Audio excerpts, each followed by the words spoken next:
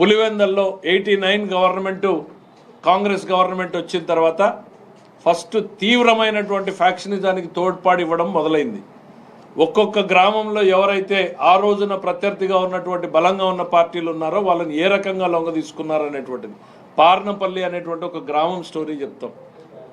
పార్నపల్లి అనే విలేజ్లో తెలుగుదేశం పార్టీకి భారీ మెజారిటీ వచ్చింది అనేటువంటి చూసి పులివెందల నియోజకవర్గం రాజారెడ్డి గారు ఆ ఊర్లో క్యాంప్ వేసి కూర్చుని ఆ ఊర్లో ఉన్నటువంటి తెలుగుదేశం పార్టీ నాయకుల్ని చిన్న కేసు పెట్టి జైల్లోకి పంపించి ఒక కంప్రెసర్ తీసుకొచ్చి 2 కంప్రెసర్లు 3 కంప్రెసర్లు తీసుకొచ్చి ఇంటి పునాదులకు డ్రిల్ చేశారు. ఈ మోడర్న్ డేలో ఎవడు చూసున్నాడు? ఈ సమాజంలో ఈ ఆంధ్రప్రదేశ్ రాష్ట్రంలో జరిగింది. ఇంటి పునాదులకు డ్రిల్ చేసి డైనమైట్లను పెట్టారు. ఈ సంఘటన జరుగుతున్నంతసేపు ఊర్లో పోలీసులు ఉన్నారు. ఒక ఎస్ఐ 10 మంది పోలీసులు ఉంటే వాళ్ళను ఒక గదిలోకేసి బంధించారు. స్వయంగా ఆ రోజు రాజారెడ్డి గారు ఆ గ్రామంలో ఉన్నారు. ఆ డైనమైట్లు పెట్టి ఆ ఇంటిని పేలిస్తే ఆ ఇంట్లో పశుపక్షాదులన్నీ కూడా లోపలే ఉండి పేలిపోయినటువంటి సంఘటనలు. 2000 మంది ఆ ఊరి మీద దాడికి పోయారు. మీరు మహిళల పట్ల మీరు ప్రవర్తించినటువంటి తీరు ఈ రోజు కూడా ప్రజలు మర్చిపోలేదు. ఒక ఇంటిని డైనమైట్లు పెట్టి పేల్చేసి ఎంతటి భయానక వాతావరణాన్ని మీరు కల్పించారు అనేటువంటిది ఈరోజు సమాజానికి తెలీదు. మరి అట్లానే పెద్దకుడాల గ్రామంలో కృష్ణారెడ్డి అనేటువంటి లీడర్ ఉండేవాడు. ఆయన వీళ్ళకి బలంగా ఎదురు నుంచున్నాడు అనేటువంటి దాంతో ఒక ఏం చేసినా ఒక పకడ్బందీ స్కెచ్లు వేయడం అనేటువంటిది రాజకీయాల్లో అప్పుడే మొదలైంది. అంటే ఎవరు ఎక్కడ పోలీసుల పాత్ర ఏం చేయాలి, వీళ్ళు ఏం చేయాలి అనేటువంటిదంతా ఆయన సెకండ్ షో సినిమాకి పోయేస్తూ ఉంటే ఆయన మీద ఇక్కడ దాడి జరుగుతుంది. అదే టైంలో హైదరాబాద్లో ఉన్న రాజశేఖర రెడ్డి గారు ఓ అధికారితో గొడవ పెట్టుకుంటాడు. నేను హైదరాబాద్లో ఉన్నాను అని ప్రూవ్ చేసుకోవడానికి, ఎలిబి సృష్టించుకోవడానికి. అంటే రాజకీయంలో హింసని కొత్త పుంతలు తొక్కించినటువంటి ఫ్యామిలీ మీది. హైదరాబాద్లో ఒక అధికారితో గొడవ పెట్టుకుని రాజశేఖర రెడ్డి గారు హైదరాబాద్లో ఉన్నారని ఎలిబి చేసుకుంటారు. అదే టైంకి ఇక్కడ ఒక ఇంపార్టెంట్ లీడర్ మర్డర్ జరుగుతుంది. పెదకుడాల కృష్ణారెడ్డి గారి మర్డర్ ఆ రోజున ఒక చర్చనీయాంశమైంది రాయలసీమ ప్రాంతంలో. మళ్ళీ పాపాయపల్లి రఘురామరెడ్డి అని ఉండేవాడు, సింగిల్ విండో ప్రెసిడెంట్. ఎట్లా చేశారు అనేటువంటిది కూడా చర్చ. ఇది ఒక లింగాల మండలంలో 3 టాప్ లీడర్స్ని ఎట్లా సరెండర్ చేసుకున్నారు మీరు అనేటువంటిది. ఇట్లా చెప్పుకుంటూ పోతే 10ల సంఖ్యలో ఈరోజు వాళ్ళ సంఘటనలు ఉన్నాయి. జగన్మోహన్ రెడ్డి గారు వచ్చి మాది స్వాతంత్ర సమరయోధులు అనేటువంటి కుటుంబం అని చెప్పినా చెప్తాడేమో రేపు పొద్దున తరానికి. కాబట్టి వాస్తవాల్ని ప్రజల ముందు పెట్టాల్సినటువంటి అవసరం ఉంది అని తెలుగుదేశం పార్టీ గుర్తించింది.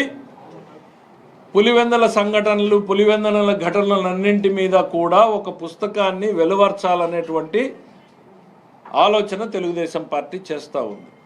రాజశేఖర రెడ్డి ముందు రాజకీయాలు ఎట్లా ఉన్నాయి, వైఎస్ కుటుంబం ముందు, తర్వాత నేరమయం ఎట్లా అయినాయి అనేటువంటి దాన్ని. రాజకీయాల్ని నేరమయం చేసిందే మీరు. ఆ వృత్తి వదులుచుకోవడానికి 30 సంవత్సరాలు ఈ రాష్ట్రానికి పట్టింది. చంద్రబాబు నాయుడు అధికారం లేకొస్తే ఏ పార్టీ అని చూడకుండా ఫ్యాక్షనిజాన్ని కంట్రోల్ చేసినటువంటి వ్యక్తి చంద్రబాబు నాయుడు గారు. ఒకవైపు లేని ఫ్యాక్షనిజాన్ని రాజకీయానికి జోడించి రాజకీయ పునాదుల్ని నిర్మించుకున్నటువంటిది మీ కుటుంబం. సో ఈ చరిత్ర మొత్తం తెలుసుకోవాల్సినటువంటి పరిస్థితి ఉంది. అట్లాంటి మీకు సెల్ఫ్ సర్టిఫికేట్ ఇచ్చుకుంటున్నారు. నా అంత మంచోడు రాష్ట్రంలో లేరు, నా అంత అమాయకుడు లేడు. మీరు విక్టిమ్ కాదు, మీరు మీరు మీరు బాధితుడు కాదు, మీరు ముద్దాయిలు, మీరు నిందితులు. ఈ ప్రజాస్వామ్యంలో మీరు ముద్దాయిలు, నిందితులు, నేరమయ రాజకీయాలకు పునాదులు వేసినటువంటి వ్యక్తులు. మీ నైజం నేరం, మీ రాజకీయం నేరమయం. అది రాజారెడ్డి గారితో ఆగిపోలేదు, మీ దగ్గర కూడా కొనసాగుతూనే ఉంది. రప్ప నరుకుతామంటే వాడిని పిలిచి ఫోటో తీసుకుంటారు. వేట కొడవలతో మేకని బలించి వేడి రక్తంతో రక్తాభిషేకం చేసుకుంటే వాటిని ప్రోత్సహిస్తారు. కారు కింద నిమ్మకాయలాగా తల కార్యకర్తల్ని నలుగుతూ ఉంటే నిర్లక్ష్యంగా చూస్తూ ముందుకెళ్ళిపోగలిగినటువంటి నైజం మీది. అధికారమే పరమావధి, తనామనా లేదు, తల్లి చెల్లి లేదు. సొంత పార్టీ కార్యకర్త కారు కింద నలిగిపోయినా పట్టించుకునేటువంటి పరిస్థితి లేదు. అది ఇంకా చెప్తూ పోతే డాక్టర్ సుధాకర్ నుంచి సుబ్రహ్మణ్యం వరకు, బాబాయ్ హత్య వరకు. ఇవాళ గొడ్డలి అని అంటేనే మీకు ఉలికిపాటు పడతా ఉన్నారు. గుండెపోటుకి గొడ్డలిపోటుగా ఈ రాష్ట్రం అర్థం చేసుకోవడానికి ఓ 24 గంటలు పట్టింది. గొడ్డలిపోటును కూడా గుండెపోటుగా చూపించగలరు. ఈరోజు ఇన్ని అకృత్యాలు చేసిన మీరు మేము అమాయకులు అని చెప్పుకోగలరు. మీరు నిజాల్ని ప్రజల ముందుకు చెప్పాల్సినటువంటి బాధ్యత ఉంది. అందుకనే చెప్తున్నాం, గొడ్డలి పార్టీ సమాజానికి హానికరం. గొడ్డలి పార్టీ నెవర్ అగైన్ అని నేను అసెంబ్లీలో చెప్పాను. నేను మొదటి బడ్జెట్లో చెప్పాను గొడ్డలి పార్టీ సమాజానికి హానికరం అని. మొన్న రెండో బడ్జెట్లో చెప్పాను గొడ్డలి పార్టీ నెవర్ అగైన్ అని. ఎందుకు అనంటే ఒక తరం నష్టపోయింది, రెండో తరం నష్టపోతుంది. ప్రపంచంలో శరవేగంగా మార్పులు వస్తూ ఉంటే అందిపుచ్చుకునేలాగా యువకుల్ని తయారు చేయాల్సినటువంటి బాధ్యత ఈ రాజకీయ వ్యవస్థ మీద ఉంది. మీరేం చేశారు? చంద్రబాబు నాయుడు ఒక తరానికి ఉపాధి కల్పించేటువంటి సాఫ్ట్వేర్ మీకు ఇష్టమున్నా లేకపోయినా, మీ తండ్రి గారు ఏం మాట్లాడారో నేనున్నాను ఆ రోజు. ఆయన ఇంటర్నెట్ గురించి ఎన్ని జోకులు వేశారో విన్నారు. ఆ ఇంటర్నెట్టే ఈరోజు మన పిల్లలకు ఉద్యోగ ఉపాధి అవకాశాలు ఇచ్చింది. ఈరోజు మీకు ఏ రాజకీయంలో మీరు బెంగళూరు నుంచి వస్తే ఈ చంద్రబాబు నాయుడు గారు తపనబడి ఇన్ని లక్షల ఉద్యోగాల కల్పనకి దాదాపు 800 కంపెనీలు ఇవాళ గ్రౌండ్ చేయబోతున్నాం. వివిధ దశల్లో ఉన్నాయి. నువ్వేం చేసావు? గొడ్డలి పెట్టేసావు పరిశ్రమ రంగం మీద. ఉన్న పరిశ్రమల్ని తరిమేసావు. పోలవరం డయాఫ్రమ్ వాళ్ళు పోయేలాగా గొడ్డలి పెట్టేశావు. ఎన్నికల వ్యవస్థ మీద గొడ్డలు పెట్టేశావు. ప్రతి వ్యవస్థ మీద గొడ్డలు పెట్టేశావు. లా అండ్ ఆర్డర్ని పనిచేయకుండా గొడ్డలు పెట్టేశావు. అలాంటి గొడ్డలి గురించి మాట్లాడుతూ ఉంటే మీరు ఖచ్చితంగా ముమ్మాటికి గొడ్డలి పార్టీనే. ఈ రాష్ట్రంలో ప్రతి కుటుంబం కూడా దీన్ని గుర్తుపెట్టుకోవాల్సినటువంటి పరిస్థితులు ఉన్నాయి. 5 ఏళ్ల క్రితం మనం ఎంత భయానకమైనటువంటి వాతావరణం ఈ రాష్ట్రంలో ఉంది. ఈరోజు నేరుగా ప్రభుత్వాన్ని కూడా ప్రశ్నించే స్థాయిలో ప్రజలు ఉన్నారు. That is the democracy we are living in today. మీరు భయం అచ్చెన్న గారు అరెస్టు దగ్గర నుంచి చంద్రబాబు నాయుడు గారు అరెస్టు వరకు జరిగినటువంటి సంఘటనలు ఒక్కసారి చూస్తే, శుక్రవారం వచ్చిందంటే ఏ నాయకుడు అరెస్టు, శుక్రవారం వచ్చిందంటే ఏ పొక్లైన్లు ఏ ఇంటి మీద పడి ఎవడి ఇంటిని కూలుస్తారో తెలీదు. అదే పొక్లైన్లను మీరు కూల్చడానికి వాడితే అదే పొక్లైన్లు రాష్ట్రాన్ని నిర్మించడానికి ఈరోజు చంద్రబాబు నాయుడు వాడుతున్నాడు. ఇదే రమేష్ గారి పార్లమెంటు కాన్స్టిట్యున్సీలో వెళ్ళి ఆర్సలర్ మిట్టల్ దగ్గర చూడండి ఎన్ని వందల పొక్లైన్లు పనిచేస్తూ ఉన్నాయో. నిర్మించడానికి మేము వాడితే ప్రజావేదిక దగ్గర నుంచి ఇళ్లు కూల్చడానికి మీరు పొక్లైన్లు వాడినటువంటి సంస్కృతి మీద ప్రజలు ఇవన్నీ కూడా మర్చిపోలేదు. నేరం మీ నైజం, నేరమయ రాజకీయాల్ని మొదలుపెట్టిందే ఈ రాష్ట్రంలో మీరు, మీ కుటుంబం అనేటువంటిది గుర్తు చేస్తున్నారు. దాన్ని ఇవాల్టికి పెంచి ప్రోత్సహిస్తున్నారు. ఒకవేళ ఒక తరం చేసి ఉండొచ్చు, మీకు సంబంధం లేకపోతే ఈరోజు మేము మాట్లాడం. కానీ మీరు కూడా ఆ నేరమయ రాజకీయాల్ని ప్రోత్సహిస్తున్నారు. పోలీసు వ్యవస్థని కంట్రోల్ చేసేటువంటి ప్రయత్నం చేశారు. అధికారంలో ఉన్నప్పుడు బెదిరింపులు చేశారు. నేరమయం చేస్తున్నటువంటి ఈరోజు కార్యకర్తల్ని పెంచి పోషిస్తూ ఉన్నారు. ఇక బాబాయ్ హత్యలోనూ లేకపోతే నారాసుర రక్త చరిత్ర అని చేశారు.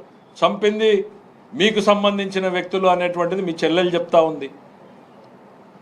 రెండో వైపు ఏమో చంద్రబాబు నాయుడు గారి మీద ఒక నారాసుర రక్త చరిత్ర అని చెప్పి ఒక ఎలక్షన్ చేసుకున్నారు. మీ తాత మర్డర్ కేసులో ఇవాళ మాకు సంబంధం ఉంది అనేటువంటిది ఆయన పార్థసారథి రెడ్డి గారు చాలా స్పష్టంగా ఆ రోజు జరిగినటువంటి సంఘటనలు ఏంటి అనేటువంటి చెప్పారు.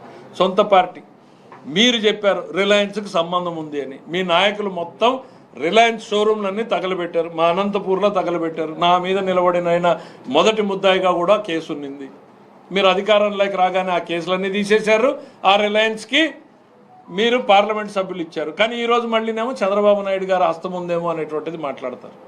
నాలుక ఇంకేమన్నా మీకు అధికార దాహం ఎట్లా ఉంది అనే దానికి మీకు తల్లి చెల్లి లేదు అనేటువంటిది ఎట్లా అయితే అందరూ చెప్తా ఉన్నారో, తండ్రి కూడా మీ లెక్కలో లేడు అనేటువంటి దానికి 2-3 ఎగ్జాంపుల్ చెప్పాలనుకుంటాను. ఆ రోజు అచ్చెన్నాయుడు గారు చెప్పారు, బొత్స సత్యనారాయణ గారు స్టేట్మెంట్ ఇచ్చాడు, వైఎస్ మరణంలో వెనకాల జగన్మోహన్ రెడ్డి గారి పాత్ర ఏముందో తెలియాలి అనేటువంటిది బొత్స సత్యనారాయణ గారు చెప్పారు. దాని మీద మీరు ఇంతవరకు స్పష్టత ఇవ్వలేదు. అసలు రాజశేఖర రెడ్డిని ముద్దాయి చేసింది ఎవరు? తెలుగుదేశం పార్టీనా, కాంగ్రెస్ పార్టీనా? ఉండవల్లి అరుణ్ కుమార్ గారు ఆ రోజు స్టేట్మెంట్ ఇచ్చాడు. ఇవన్నీ కూడా ప్రజలు మర్చిపోయారు, అందుకనే ఒకసారి గుర్తు చేయాల్సిన అవసరం ఉంది. రాజశేఖర్ రెడ్డిని ముద్దాయి చేసింది వైఎస్ జగన్మోహన్ రెడ్డి. హైకోర్టు ఒప్పుకోకపోతే సుప్రీంకోర్టు వరకు వెళ్ళి వైఎస్ను ప్రథమ ముద్దాయిగా చేర్చమని చెప్పింది వైఎస్ జగన్మోహన్ రెడ్డి అని ఉండవల్లి అరుణ్ కుమార్ స్టేట్మెంట్ ఇచ్చాడు. ఆ కేసు ఫైట్ చేసిన సుధాకర్ రెడ్డికి అధికారంలోకి వచ్చినటువంటి 3వ నెలకే ఆయనకు పోస్ట్ ఇచ్చాడు.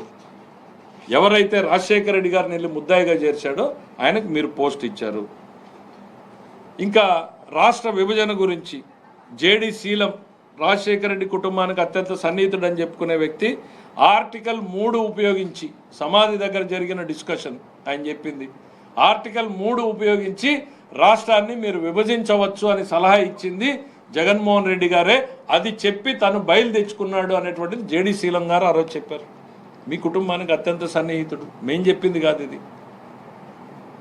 అంటే మీ ప్రవృత్తి, మీరు చేసేదేంటి చెప్పేదేంటి రెండింటి మధ్య తేడా ఏంటి అని చెప్పడం కోసం చెప్తా ఉన్నాం. వైఎస్ పాదయాత్ర చేస్తున్నప్పుడు మధ్యలో ఆయన ఆరోగ్యం క్షీణించింది, మీరు అందరూ గుర్తుంచుకుని ఉంటారు. వైఎస్ విజయమ్మ గారు వెళ్ళి పరామర్శించారు, కానీ జగన్మోహన్ రెడ్డి గారు పోలేదు అక్కడికి. ఎందుకు పోలేదు? దాని మీద కూడా పెద్ద ఎత్తున చర్చ జరిగి స్టేట్మెంట్లు వచ్చినాయి.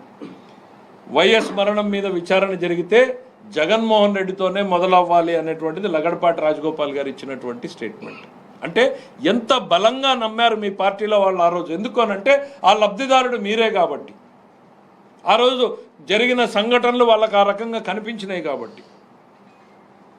సో ఇవన్నింటినీ ఒక్కసారి గుర్తుంచుకుంటూ నేరమయ రాజకీయాలకు మొదలు పెట్టింది మీరే, ఆ రాజకీయాల్ని కొనసాగిస్తున్నది మీరే. ఈ రాష్ట్రంలో ఉన్నటువంటి ప్రజానీకం, ముఖ్యంగా యువకులు, తమ భవిష్యత్తుకు బాటలు వేసుకోవాల్సినటువంటి యువకులు ఇవాళ మనం గుర్తుంచుకోవాలి. వైఎస్ కుటుంబం యొక్క చరిత్ర ఏంటి, చంద్రబాబు నాయుడు గారి కుటుంబం యొక్క చరిత్ర ఏంది చూసుకోవాలి. ఉద్యోగాలు ఇవ్వడానికి కోసం చంద్రబాబు నాయుడు గారు ఒకవైపు తపన పడితే పరిశ్రమల్ని తరిపేయడం కోసం, తన లాభం కోసం పనిచేసేటువంటి వ్యక్తి జగన్మోహన్ రెడ్డి గారు. ఈ తేడాను గమనించాల్సినటువంటిది ఉంది. గొడ్డలి పార్టీ సమాజానికి హానికరం, గొడ్డలి పార్టీ నెవర్ అగైన్ అనేటువంటిది ప్రతి ఒక్కరూ కూడా గుర్తుపెట్టుకోవాలని చెప్పి కోరుతా ఉన్నాను.